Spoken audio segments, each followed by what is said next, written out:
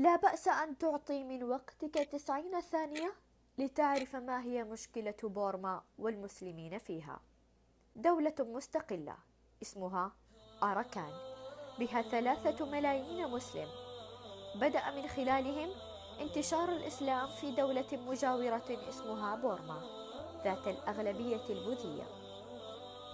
في عام 1784، أي قبل 230 سنة، حقد البوذيون على المسلمين في أراكان، فحاربوها وقتلوا المسلمين فيها وفعلوا بهم الأفاعي، وضموا أراكان لبورما وغيروا اسمها لميانمار.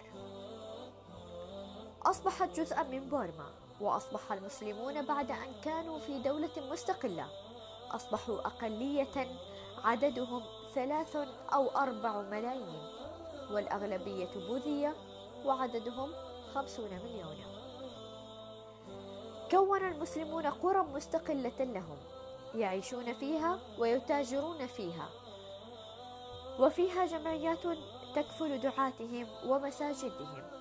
صار هؤلاء البورميون البوذيون يهاجمون على قرى المسلمين ليخرجوهم من ديارهم.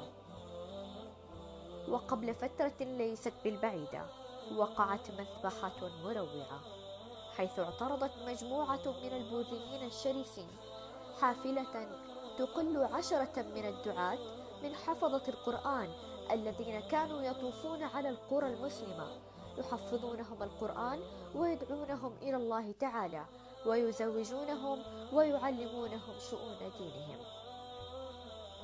اعترضت هذه المجموعة البائسة حافلة الدعاة، وأخذوا يخرجونهم ويضربونهم ضربا مبرحا، ثم جعلوا يعبثون في أجسادهم بالسكاكين، ثم أخذوا يربطون لسان الواحد منهم وينزعونه من حلقه من غير شفقة أو رحمة، ثم جعلوا يطعنون الدعاة بالسكاكين ويقطعون أيديهم وأرجلهم حتى ماتوا واحدا تلو الآخر.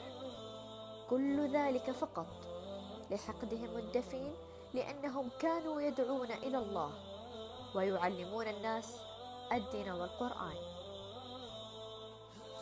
ثار المسلمون دفاعا عن دعاتهم وعن أئمة مساجدهم وخطبائهم، فأقبل البوذيون عليهم وبدأوا يحرقون القرية تلو الأخرى، حتى وصل عدد البيوت المحروقة إلى 2600 بيت، مات فيها من مات وفر منها من فر، ونزح من هذه القرية 90,000 عن طريق البحر والبر.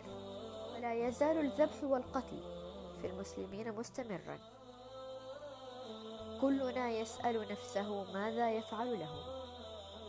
واجبك نحوهم الآن شيئان: أولا أن تدعو لهم، ثانيا أن تنشر قضيتهم لكي يعرفها الناس.